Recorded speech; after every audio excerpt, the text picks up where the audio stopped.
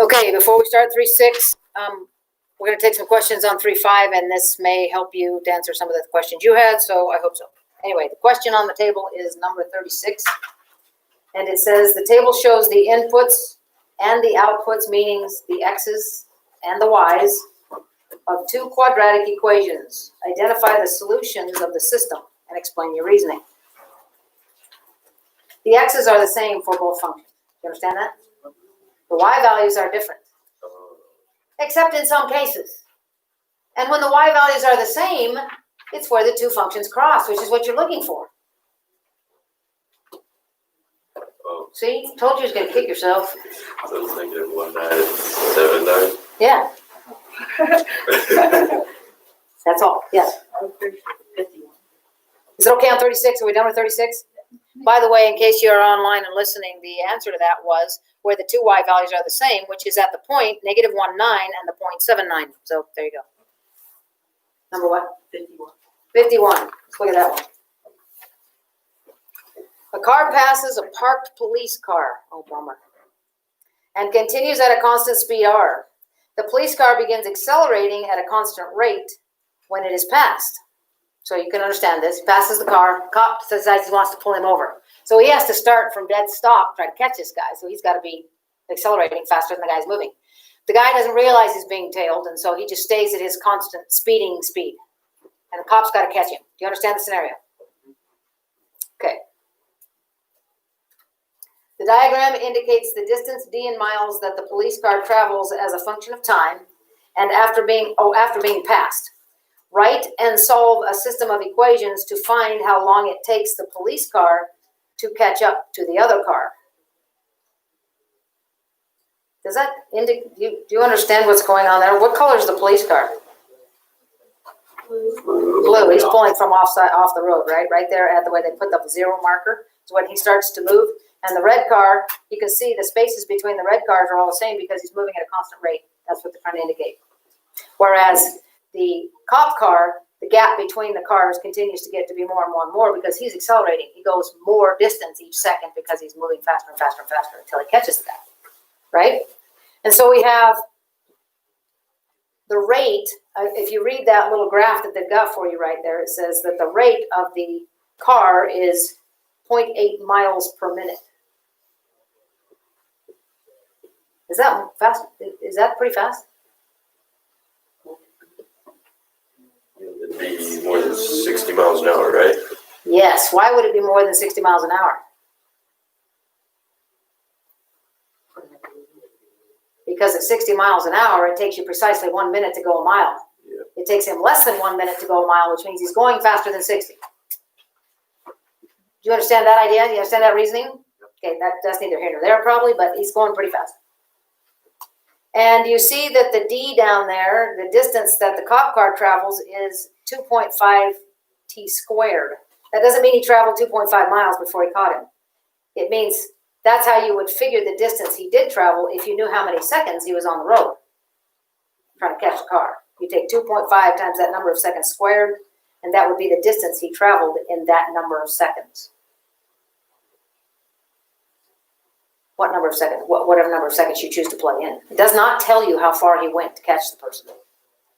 You'll notice that at the top of this diagram, on the upper right corner, it says t equals question mark. That's what you're trying to figure out, is how long, how many seconds it took him to catch the guy to pull him over. We're supposed to write a system of equations.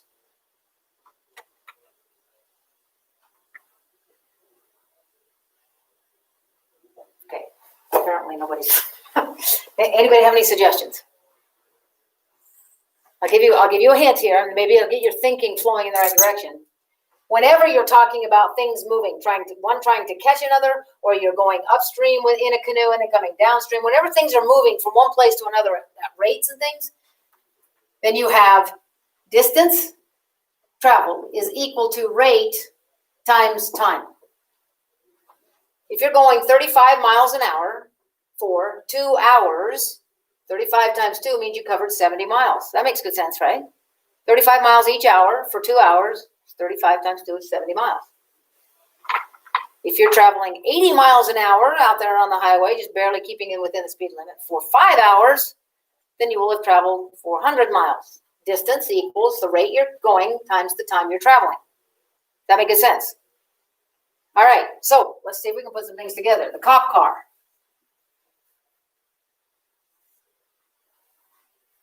He's got a distance, a rate, and a time. How do I know that? Because he's moving. That's how I know that.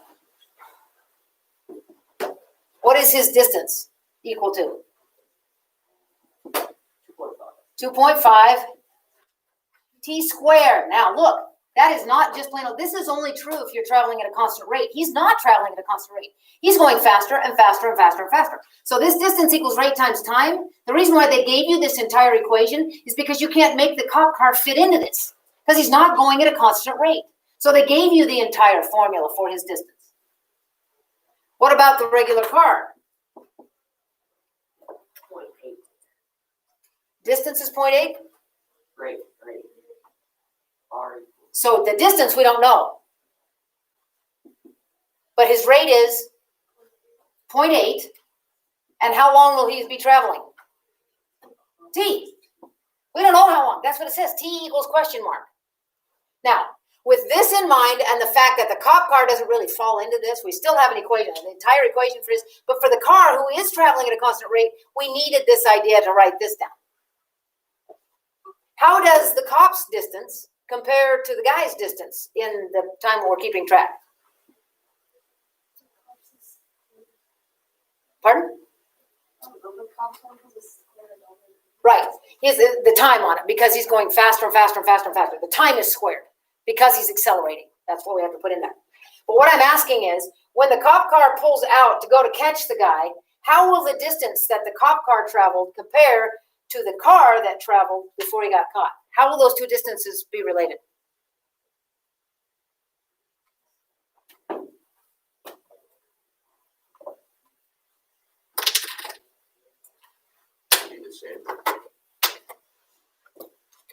Here's the deal. Try to imagine this scenario. Here is where the cop's parked. Right here. Here he is, right there. Okay? This isn't an XY grid. This is just where he started. Here comes this guy. He's moving along. The cop car sees him right there and begins to pull out. Is he moving as fast as this guy when he pulls out? Better not be. So this guy's the cop car is pulling out, going faster and faster and faster and faster and faster and faster until he catches him. From here, where he noticed him, to here where he caught them, how are the distances related? Same time. No, not same time. Same time, yes, you're right, same time. But how do the distances compare? Is one more than the other? Did somebody travel more than the other guy? Then they are the same. Gosh, guys. Don't be afraid. This is the distance that the speeder traveled. This is the distance that the cop car traveled. And this equals this. Right? Why is that important?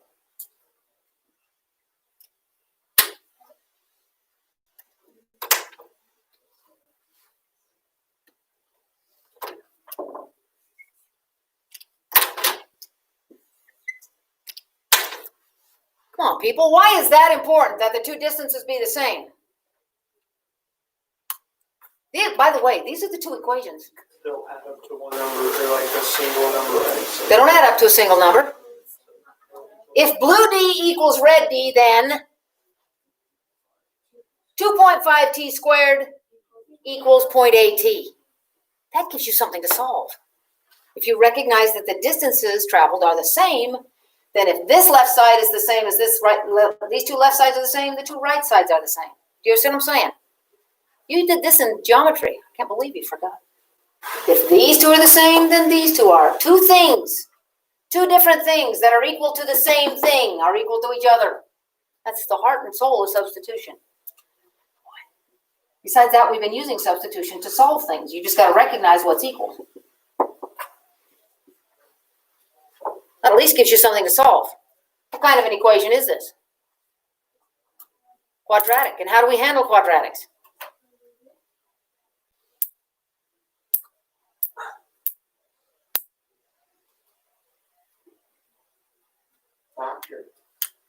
Not yet. Yeah. Man, I'm pulling teeth to talk to you about that. When you see a quadratic, the way you handle it is to pull everything over to the side where t squared is positive. That's what you do. And you guys, when you talk to me, you don't have to talk in algebra language if you don't want. If you understand what to do next, you can say to me, and I say, what do we do next? Or how do we handle that? You say, you put everything on one side. That would be great. That is not algebra lingo, but I know what you mean, and you know I know what you mean. Speak to me. Don't just look at me like deer's caught in a headlight. Yeah. Okay, so 2.5 t squared, that's the side where t squared is positive, minus 0.8 t equals 0. After you get it to here, you have three choices. Can you name them? Could graph it. Could factor it, if it will. Could quadratic formula it. Which one do you want to do? You do? I want to factor it. You're going, but those are decimals and that's gross, Miss J. Well, look. If I took a t out, they both have a t, right? If I factored a t out, I would have 2.5t minus 0.8. Now each one of this one, and this one gets their shot at being 0. Right? Because this times this equals 0 means either this is 0, in which case t is 0. We know that's not it because it took him some time to catch him. Or this one is 0. If it's this one that's 0, and I'm sure that it is because this one makes no sense in the context of the problem. T could be 0 algebraically, but t equals 0 makes no sense because it took him some time to catch him. So I'm really answering this. 2.5t equals 0.8. See, I'm setting this equal to 0 and kicking the 0.8, or kicking the negative 0.8 over here, and then dividing, and I have a value for t by factoring. We could also graph it. We could also quadratic formula it, and I'll show it to you if you want. It's 0.8 divided by 2.5. I can grab my calculator for that. 0.32. 0.32 what? Minutes. How many seconds is that?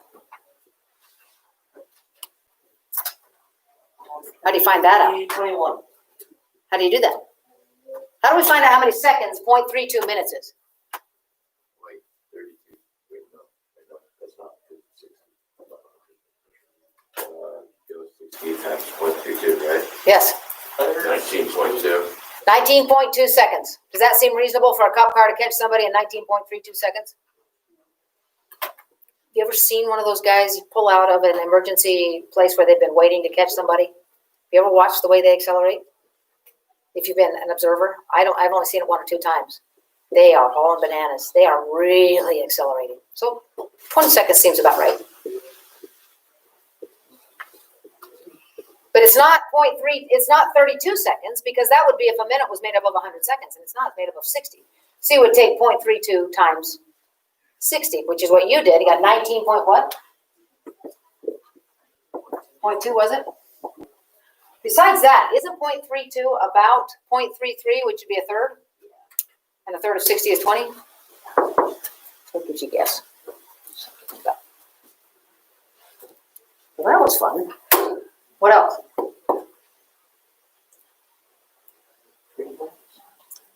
Whenever things are moving, people, and you have no idea where to begin, start here and see if it can lead you to some constructive thought process.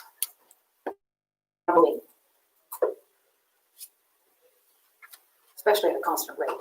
Any other questions?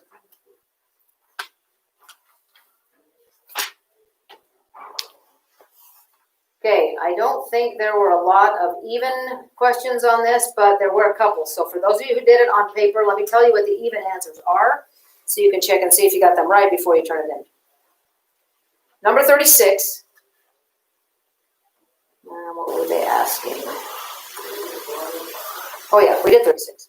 The answer is negative 1, 9, and 7, 9, because that's where the points are the same for both functions. Number 56 is the only other one. And we just talked about that, right? No, we didn't. Talked about 51. 56, the answer is not in here. Let me see. Suppose the graph of a line passes through the origin.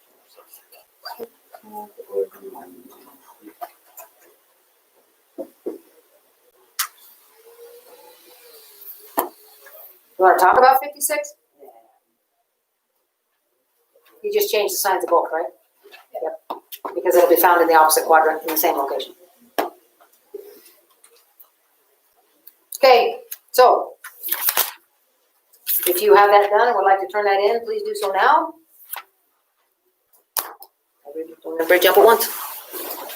Make sure your name's on it, section number 3.5, turn it in if you're finished. If not, get her done. Not right now, but get it done, get it in.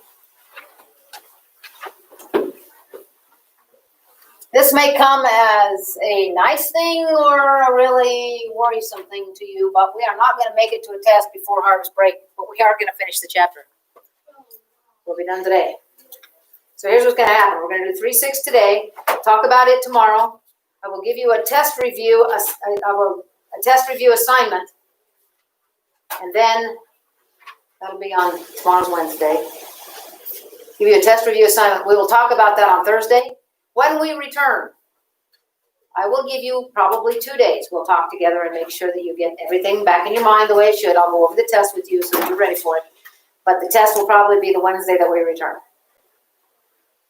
If you have any questions in the meantime, you're expected to text or email me so that you can get everything finished. Okay, section 3.6, last one in this chapter. We would be able to do it if we didn't have this stupid Friday off. Section 3.6 is called Quadratic Inequalities. Ew. Now we're not going to have equal signs. We're going to have less than and greater than signs. Yeah. Ew. No, it's not as bad as you think. It's not even, it's just a little tiny step over what you already know. It's not a big deal. It has to do with deciding which side of the curve to shade, and it is not a hard decision. You'll be okay. Okay? All right, so I want you to look, go right to page 140 and take a look at example 1. And it says, graphing a quadratic inequality in 2 variables. That's what you're to do.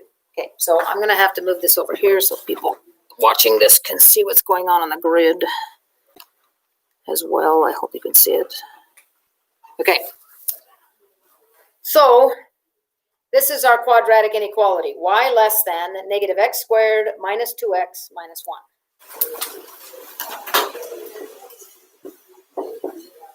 What did I say? Negative x squared minus 2x. Are they all minuses? Yeah. Like that, right? That's what we wish to graph. Okay, the first thing that you need to graph is this. Because if you can graph this, that will provide a boundary. And what it will do, because you can tell it's going to open downward, right? And be normal.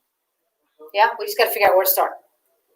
But what it's going to do is it's going to take this grid, we're going to draw the parabola wherever it is, and it's going to split it into 2 pieces. The stuff that's on the outside of the parabola out here, and the stuff that's on the inside. We just have to decide which of those to shade based on this. But we have to first graph the boundary. You understand? So you have to remember from chapter 2 and a little bit of chapter 3 that we did, how to graph a quadratic, especially one written in standard form like this. You have to know where to start, called the vertex. You have to know which direction to count down. You have to know how to stretch it. It's normal. All we got to do is figure out where to start. How do you figure out where to start in an equation like this, written like this? How do you find the vertex of this thing?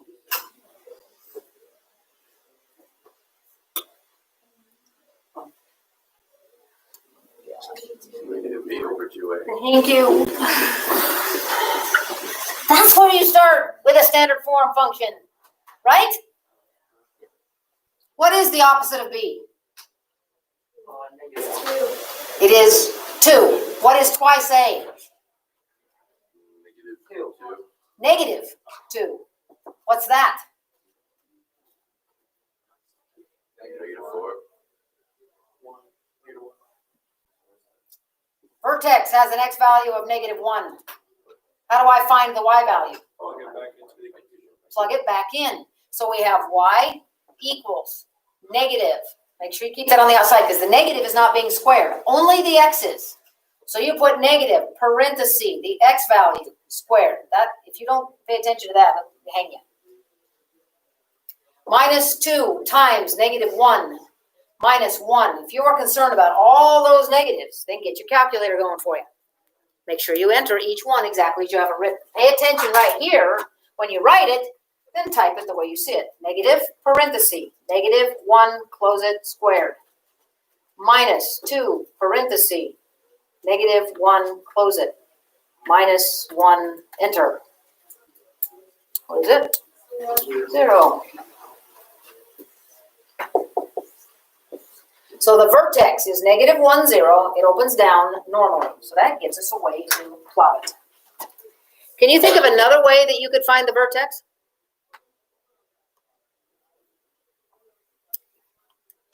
Graph it and ask the calculator what it is. Remember, you can find a maximum. Let's do that.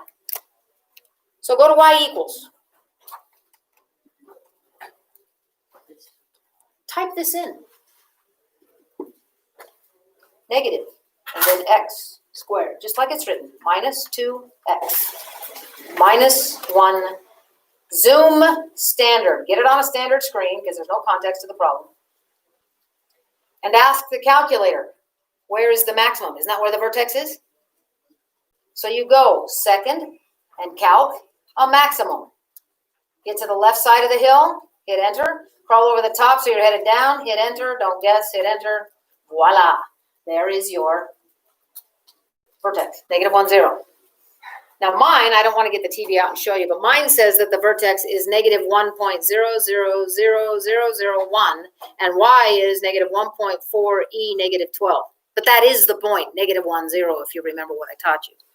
See, if it looks like that, that y value is 0. And the x value is negative 1. Besides that, even if it weren't quite those, it's still where you plot it because it's so close. So we start here. It opens downward normally, so we go out 1, down 1. Out 1, down 3. One more. Out 1, down 5. Jump across the axis of symmetry to get the alternative points on the other side. Connect it. Be careful. Watch this. Well, go ahead and connect it. Draw it like you're supposed to. And then this is where the new material comes in, but it's not really new because you've done this with lines. So you draw that as well as you can. Then, once you've got the boundary plotted, you come back to what it was originally stated and look at this. This thingy right here does not have an equal sign with it.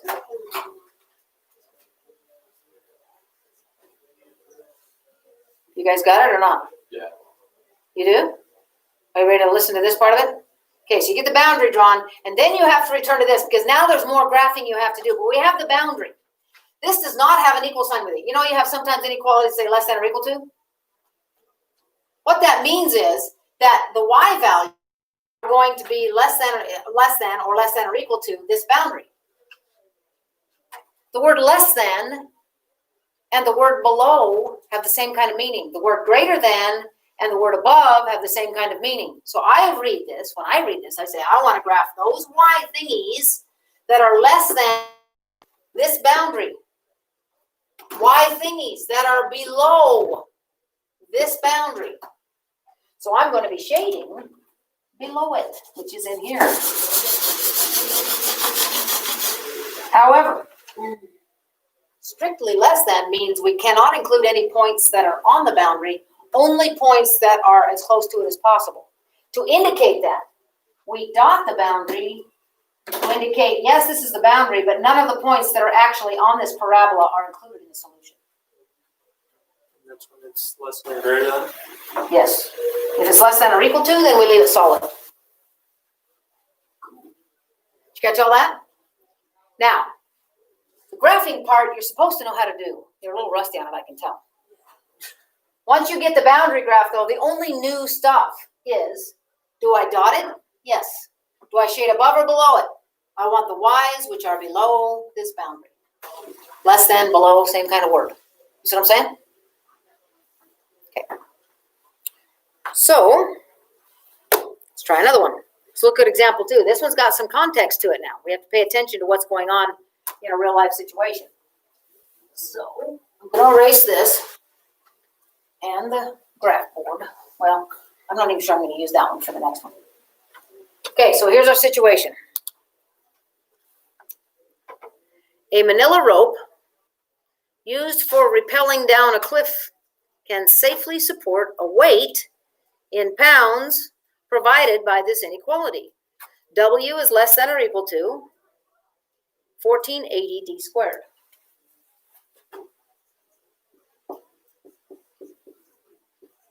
Now let's go find out what W, well, we know what W is. W is the weight that it can support. What's D? We haven't run into that yet. Oh, comes right up next. Where D is the diameter in inches of the rope. So if you got a rope this big around, the diameter is about 2.5 inches. Diameter's through it, circular wise. Okay. Graph the inequality and interpret the solution. That 1480, that huge monstrous number there, causes me to not want to graph it on here. This is too big. So I'm just going to graph it out here with this. So here's a grid. The reason why I emphasize the first quadrant is because the diameter of the rope, which is x, this is D here, the diameter of the rope cannot be less than 0.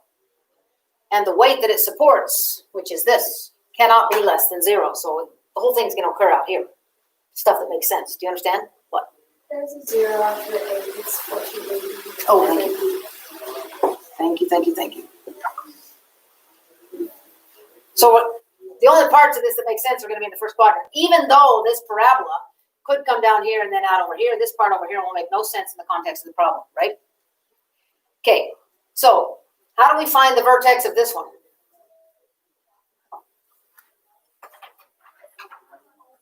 Plug in the dot that it gives you, which is 1 and 3,000. Right. And you- Not yet. What is the vertex of this one? It's 0. Would you plug in 0? When D is 0, the weight it will support is 0. If you have no rope, you can support nothing with it. Right? Yeah. So this is the first one, and this was when you have no rope at all. What if D is 1? See, I'm going after a different graphing mode here because this number is so huge. I'm just going to get some points that I can connect. I'm not going to try to use any of my graphing methods because this is too huge. I'm just going to put some points on there. So this is another way we could think of it. We have the diameter of the rope and the weight that it will support. If I have 0 rope, I have 0 weight supported. What if I have a 1-inch diameter rope like that? How much weight will it support? 1480, right? What about a 2-inch diameter rope? How are you going to find that out? If you plug 2 in here, what do you get for the weight? The boundary I'm talking about, the boundary for the weight. What is it? 5920? Nearly 6,000? What happens if you have a, that's huge, 3-inch diameter rope? How much will it support?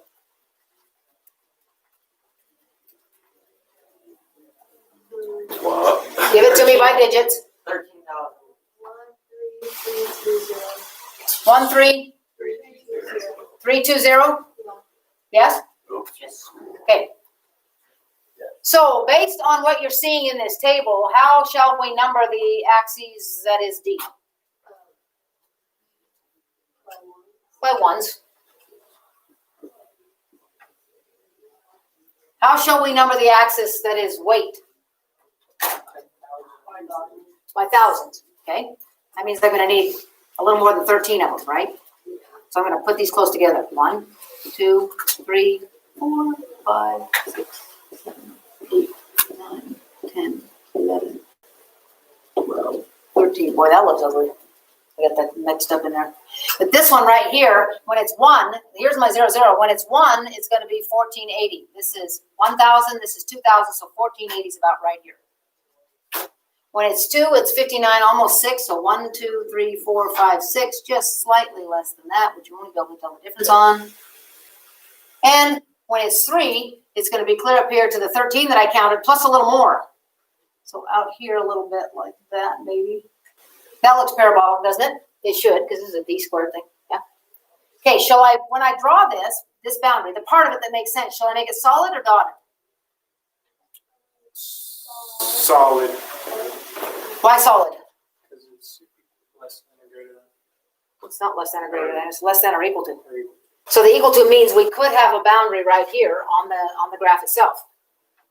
Do we want to shade above or below it? Below it. Below it, because you don't want to try to support this much weight up here with a 1-inch diameter rope. That would be unsafe. Do you understand what I'm saying? Keep it down here. The thing that bothers me about this particular one, a little bit, is that they cause you to believe that if you have exactly that much weight, 5,920, that you can still use a 2-inch diameter rope. I wouldn't. That's too close to the break point. So I don't like that this is solid, but according to this, it needs to be because of the way it's written. If it has an equal to sign, then it's going to be solid. Yes, And if it doesn't, it's going to be dotted. it'll be dotted. Yep. Okay, now what does the question ask? The second part of it says, graph the inequality, interpret the solution. Okay. And then does it ask us to predict something or to decide? Somewhere along there it does. Oh, it says, test a point inside the parabola such as 1, 3,000. If you go to 1, 3,000, that would be right here. That would be an unsafe situation. Okay? Because it's not in the shaded region. We okay, everybody, or not? I have a question. All right. Okay, so how do you know if you shade inside above it or below it? Because we want to graph the W's, which are these values here, these things that go down, up and down here. I want to graph the weights, which are below this parabola, this boundary. That's how you read it to yourself. W's, which are less than or below this boundary. This is the boundary. This is below it. Yep. Yep. Okay. All right. So, next one, example 3 is actually a system of inequalities. That means you get them 2 at a time. But it's okay. We will answer this question with a graph. It's the only way to do it accurately. And I'll show you why in just a minute. Y less than negative x squared plus 3. I'm going to turn it this way a bit. So we have this system, y less than negative x squared plus 3, and another one, y is greater than or equal to x squared plus 2x plus 3.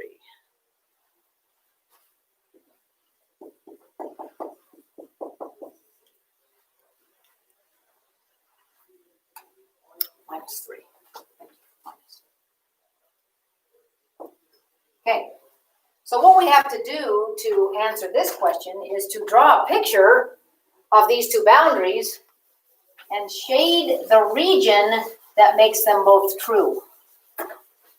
Well, hang in there, we'll be all right. Can you tell me how to graph the first one? Anyone?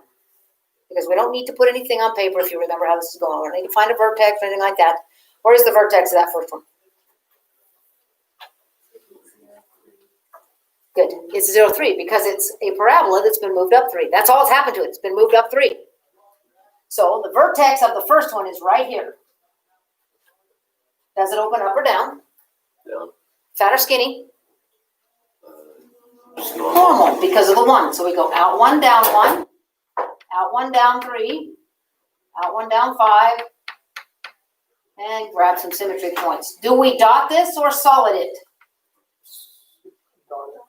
Dot it. Now this is the way I dot it. I have a really difficult time lifting up my pencil and making a nice curve without screwing it up. So I always make mine solid, and then I grab my eraser and erase a few spots. That's just how I do it.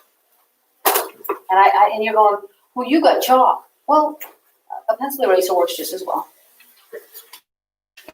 So I've got that one. I will decide whether I'm going to shade above or below it as soon as I graph the other one. I'll graph the other one in green Why here. do you dot it? Because there's no equal sign. Means points that are actually on the parabola cannot be included. That's how we indicate it's dotted. It's just a boundary, but it can't be, none of the points on it are included. Okay. All right, the next one.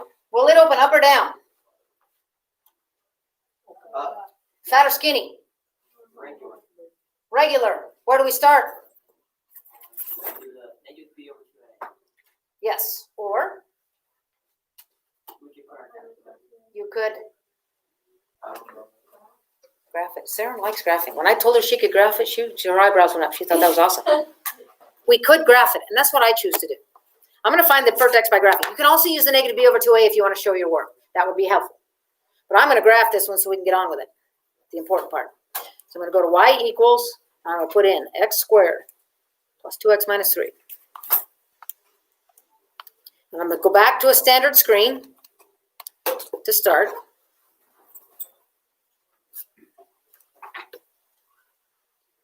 Oh, I had minus 31. I was going, that is not correct.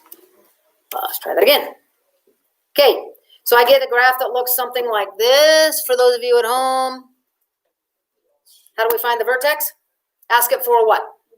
A minimum. So we go calculate a minimum, get to the left side of the trough, hit enter, go to the right side, hit enter, don't guess.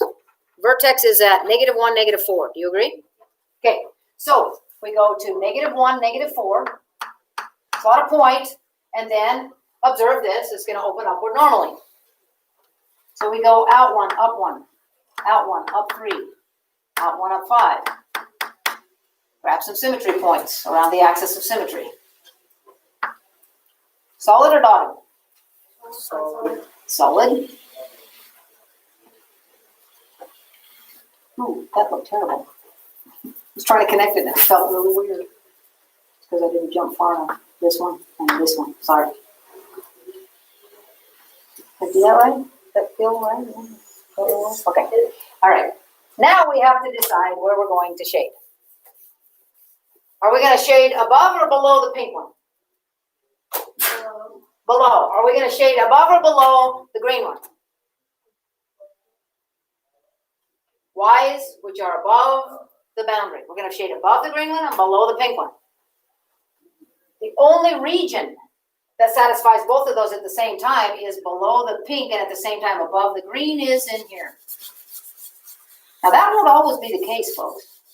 Just so that you know, and you don't have to graph this really, really beautifully like I'm doing. I just feel like it. Just get some shading in there, okay? To show which part of that. And then, so I'm going to tell you something about these.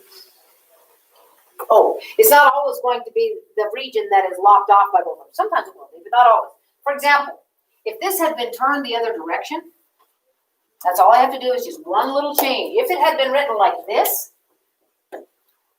then we would be below both of them, right? And below the pink one is in here. Below the green one is out here. Would they overlap in that case? Here. Below the green one and below the pink one would be in here. That's also a possibility. You see that? So don't just get these two graphs and say, oh, I'm going to graph the part that's lopped off in here. Sometimes it's an infinite set that's below both of them. If it had been above both of them, then it would have been up in here. All that junk. So pay attention to where it's shaded. It's not always going to be this region that's lopped off by both of them. So I'm going to erase this and change my inequality back to what it was so that we have a correct answer up here.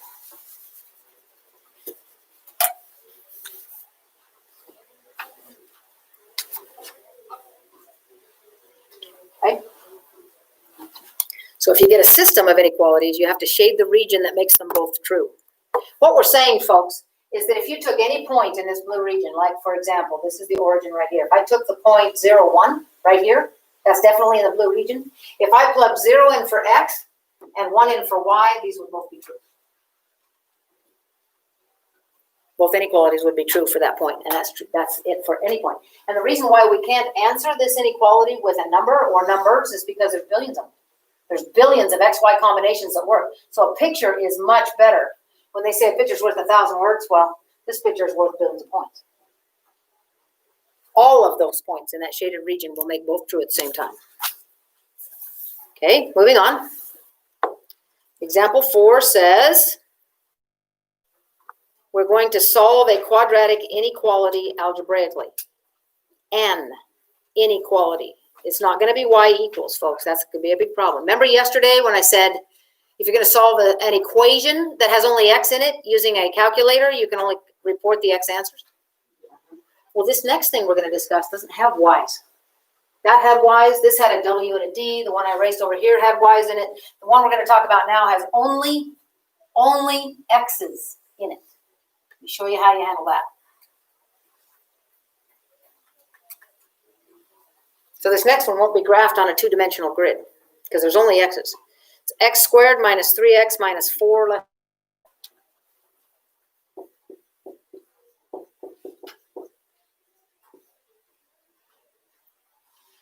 By the same concept, we found boundaries that we graphed on this two-dimensional grid and then we shaded one side or the other. We're gonna do the same thing here, but it has to be a one-dimensional, listen, a one-dimensional number line now. A number line. And we will find the boundaries by finding the solution to this. We will find the solution to the equality and put those boundaries on a number line and then decide, is it this region? Is it the one in between those two boundaries, or is it this one? So the first goal is to find the boundaries by solving this equation equal to 0. How do you solve a quadratic equal to 0? What are your options? Factor it, graph it,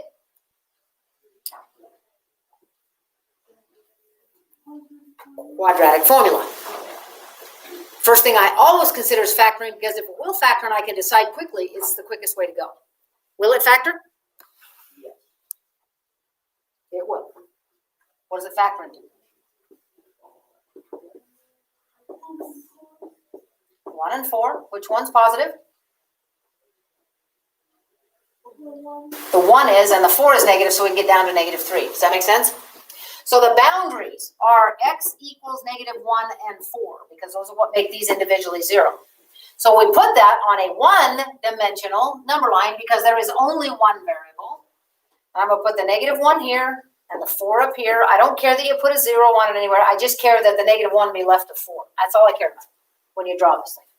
And what it does is it splits your number line into 3 regions. This one down here, this one way the heck up here, and this little guy in between. And here's how you decide which of those regions to shade or which of them to put a heavy line in for solutions. These are just the boundaries. So now we take a number from this region. What would you like to use? From this region out here, give me a number in it. -5. -5. I would use -5, except for I like -2 better because it's smaller. So I generally pick something in here that's whole, but as small as possible so I can do the arithmetic. Okay? So I'm going to plug in -2 into this equation right here. And I get -2 squared minus 3 times -2 minus 4. And my question is that less than 0? That's the question I'm asking. So I figured out. Grab your calculator if you wish, but this is going to be 4 plus 6, because it's negative times a negative, minus 4, and that's 6. Is that less than 0? Then nothing in this region will make it true. What's a good thing to pick in here, do you think, to plug in? 0. 0 is an excellent choice. If 0 is in the region you're testing, it's an excellent choice to plug in because it's very easy. Look, if you plug 0 into this one right up here, you get 0 minus 4. This is -4. Is -4 less than 0? It is. Choose something up here that would be nice to plug in. What? 5. Good idea. So we plug 5 in. We get 5 squared minus 3 times 5 minus 4. And the question is that less than 0? We get 25 minus 15. That's 10. Minus 4 is 6 again. Is that less than 0? No. So the solution to this inequality is x's, which are more than -1, and at the same time, less than 4. Those were my boundaries. Anything in between -1 and 4 is going to work. If you have to graph it, if they ask you to graph the solution, then these will be holes for the same reason we dot that graph over there. The boundary is not included. But the number -0.9999992 is. You can get as close to -1 as you would like, but you cannot include it because the inequality doesn't. You put a hole here, and you heavy or shade in between. Any number that falls in this shading is going to be a solution to this. Nothing else will be. This is a way to write it, the solution. This is a way to graph it. You following? Now I want you to graph this parabola with me. Everybody grab your calculators. X squared. Whoops. X squared minus 3x minus 4. Standard screen. What are the zeros of this function? You know it already. What are the zeros? Okay, take a look at this. The zeros of that function are -1 and 4, just like we got by factoring. Here's the part I want you to notice. If you can understand what I'm about to tell you, you can make these kinds of problems significantly easier. This graph looks like this.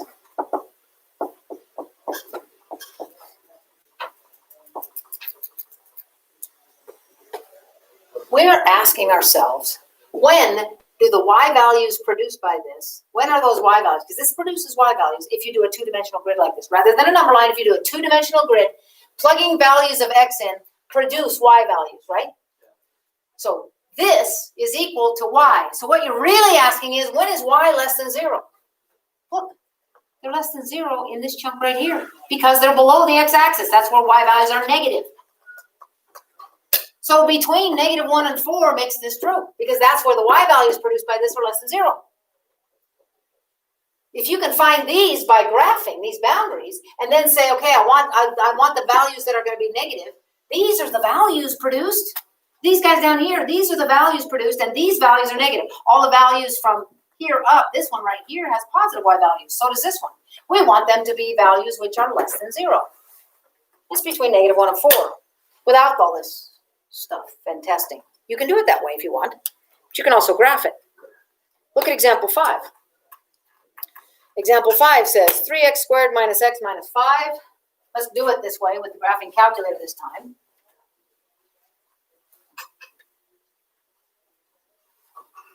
(3x squared). What did I say? 3x squared what? Minus x. Minus x. Minus 5. Minus 5. Greater than or equal to 0. Good. So are we looking for things that are above or below the x-axis now? Oh, we're looking for those y's which this produced, which are bigger than 0. That's above the x-axis, right? So let's graph it. 3x squared minus x minus 5. Standard screen. We get something like this. It's very much like the last one, only it's a little bit skinnier. It's got 3 on it. But this time, folks, we are looking for, it looks like this. By the way, what are the zeros? Can you find those for me? Remember how to find zeros? Calculate a 0. I'm going to find the left one first. Get to the left of it. Get to the right of it. And the first 0 is at -1.35. -1.135. Is that right? X equals -1.135. That's a boundary. Go find the other one. Calculate a 0.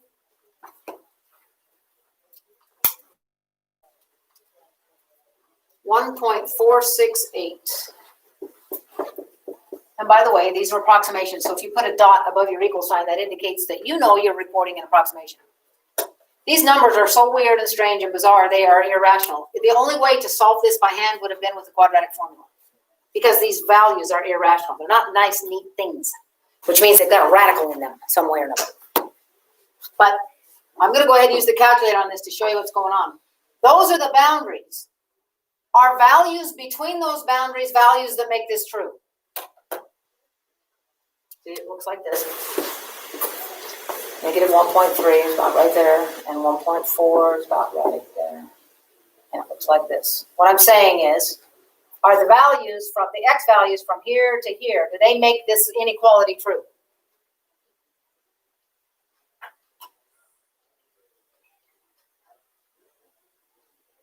She's shaking her head. Can you explain?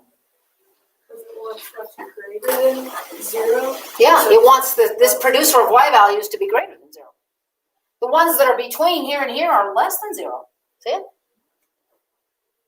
So this is how we answer it this time. It is these x values from here back, sorry about that, and from here forward that make it true. Because any x value in this red region, if you go, you have to go up to hit a y value, which makes it greater than 0, the y value. You with me or not? So the way we answer this is, after we find the boundaries, is when we realize we're looking for positive ones, we say it is going to be those x's which are less than or equal to negative 1.135, or, because there are two regions, you stick an or in between, or those x values which are greater than or equal to 1.468. This is the way you write it, and that or is a logic word, and it's very, very important. So when you have two regions, one, there's a gap left in between, you got regions that start here and go out, you have to state one of them or the other one. Any x's in this red region or this red region will produce positive y values, making this true. Gonna have a word or in there. If it's an and, like if we do just one simple little thing here and switch this over, now these ones in between are true. And if that were the case, you would answer like this. X's which are less than or equal to, more than or equal to negative 1.135, and at the same time less than or equal to 1.468. This is actually the word and. X's which are greater than this and x's which are greater than this satisfy both. But you don't write the word and, you write x smacked in between the two, the little one and the big one up here. You put x in between with these pointing left, so that the x is greater than this one and the x is greater than this one. But if there are two different separate regions like this, you have to put the word or. You have to. There's no other option. All right? Okay, one more problem. In example 6, it says, a rectangular parking lot. I'm going to stop right there. What's the very first thing you should do, having only that information? What should you do? Thank you. Right. Excellent. When you see a geometric shape in an algebra problem or in an algebra book, draw it so that you can label things on it. A rectangular parking lot means you should draw a what? Very good. You guys are awesome. Draw a rectangle. There's your parking lot. Pretty crappy drawing, but draw it, okay? And it must have a perimeter of 440 feet. So somewhere near it, write P for perimeter must equal 440. The reason why it probably has to equal 440 is because somebody around there's got 440 feet of fence, and that's it. And they want to use the whole thing to fence off this parking lot, okay? So the perimeter is 440, has to be exactly 440. And then it says, and the area must be at least. Things like at least and at most mean an inequality. Must be at least 8,000 square feet. Area has to be more than or equal to. That's what at least means, believe it or not. At least means more than, right? 8,000. Could be more, but it can't be less. Now we need some formulas. This gets really tricky. What's the formula for perimeter? If I put an L here for length and a W here for width, what's the formula for the perimeter of this rectangle in terms of L and W? Perimeter is equal to 2 L's plus 2 W's, isn't it? Takes 2 L's, 2 W's to get all the way around. What is area in terms of L and W? Length times width. Both of these formulas involve L and W, right? What is it we want to try to find the boundary for? Area or perimeter? Area. I cannot graph this in my graphing calculator when I have an L and a W. That's where this guy comes in. I'm going to replace this with 440, which is what it has to be. And what I'm going to do is this is a system of inequalities, by the way. The area has to be more than or this length times width. I want to figure out where that boundary is for this. I can't graph it because I got 2 variables. So I use this one to solve for either L or W. Doesn't matter which one. First thing I noticed, this is something you may notice and maybe not, but every one of these terms has got a 2 in it. So I'm going to divide that out first so that I can keep my number small. 440 divided by 2 is 220. So I really have 220 equals L plus W. In other words, halfway around is 1 L and 1 W. And it's 220. It's halfway around. Do you follow me? So if I solve for L or W now, it's going to be 220 minus L equals W if I decide to solve for W. Does that make sense? Then, once you've done that, then you do your little trick with the substitution into this right there. And we write A is greater than or equal to L times 220 minus L. Because that's the replacement. Does that make sense to you? And now, if I distribute the L, I have, I'll look at it this way, 220L minus L squared equals A. And this is 8,000. Does that make sense?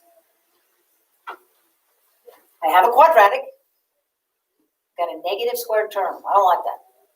So I'm going to go L squared minus 220L plus 8,000 must be greater than or equal to 0. Did you understand that manipulation? Now, I can graph it and ask for the boundaries like I've been doing all day long, but it takes a while to get to there. And you guys, you're going to have to think about a window a little better than you did the last time because these are big numbers. So we're going to put in x squared minus 220x plus 8,000. Now we got to think about our window. Do you remember what x is? Well, x is the length of this parking lot. Just based on the size of the numbers you're looking at, how big do you suppose this length right here might get to be? 1 day. Pardon? This, based on the size of these numbers here, this is the length of the fence that goes all the way around. This is how many square feet we've got. How long, just give me a gist. How long do you suppose this might be on any given rectangle? Okay, let's do that. That's a good guess. So we go to our window and we say from 0 to 150 by 50s, 25, whatever. Now, the y value, which is area here, is got to be at least 8,000. What do you suppose we better let the y's be?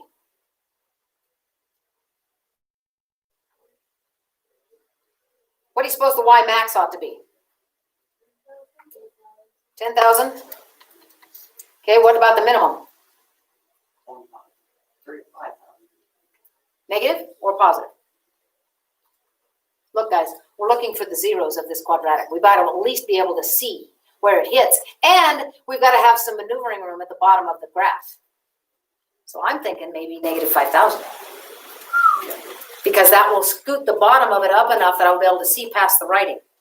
Maybe by thousands. No, 2,000s.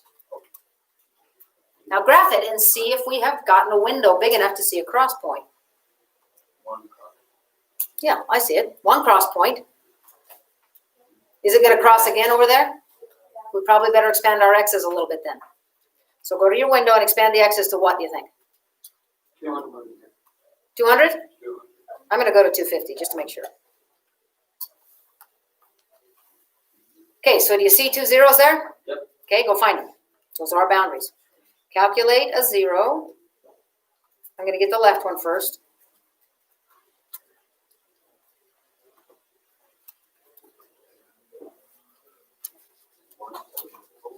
What do you get for L?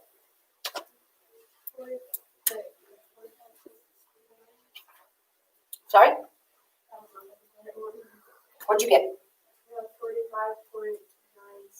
Okay, good. That is correct. So L is equal to 45.96. What's the other one? It's actually 97. What is it? 174. 0. Okay? So basically 46 by 174 would do pretty darn close, right? Okay? These are possibilities for L. If L is this one right here, what would W be? We come back here. 220 minus 46 points. So go back to your home screen. 220 minus 46.97 would be, 173.03. So all we're saying here is, as long as this value, whether it's the length or the width, it doesn't make any difference. As long as this value, one of the dimensions, is less than 46 or more than 174, you will have an area of more than 8,000. Because look, that's where it's above. 8,000 or more is between 0 and that first one and after the last one. Is that right?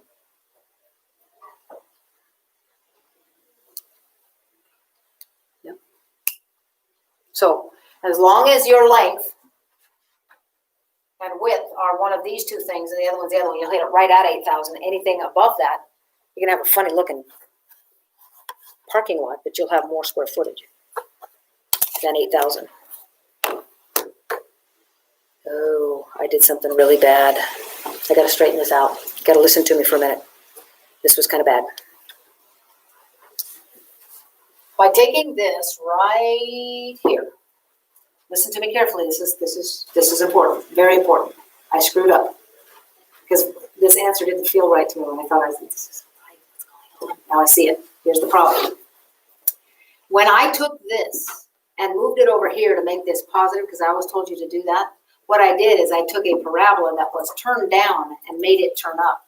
And so all of our decisions are now reversed. Here's what we should have done. In the context of the problem, what we should have done was this. 0 greater than or equal to negative L squared plus 220L minus 8,000. If we would have stuck with this being negative, then we would have had a parabola and the x-axis would have crossed still at 45.97. It still would have hit here, but it's opening downward now, 174.03. And it would have been values of L which are in between here, which would have been positive. That was my big mistake. Sorry about that. You need to realize that in bringing this over, what we did by taking this over to here instead of vice versa, is we made a parabola that hit in the same place, but it opened up and it reversed our decisions. So think about them just a little bit. That just didn't feel right to me, and it isn't. It's not the ones that are on the outside of the boundaries. It's the ones on the inside, because that parabola should have turned upside down. Sorry about that. So if you turn the page, you're all set to go. You won't have very many of these with context in them. And so if you make the wrong decision, you say it's the boundary on the outside, the thing will tell you it's wrong. Choose the one on the inside. It'll be okay. Okay. Think about it a little bit, though. All right, so for those of you doing the assignment on paper, here's the assignment. Are you ready? I'll wait till you're ready to write.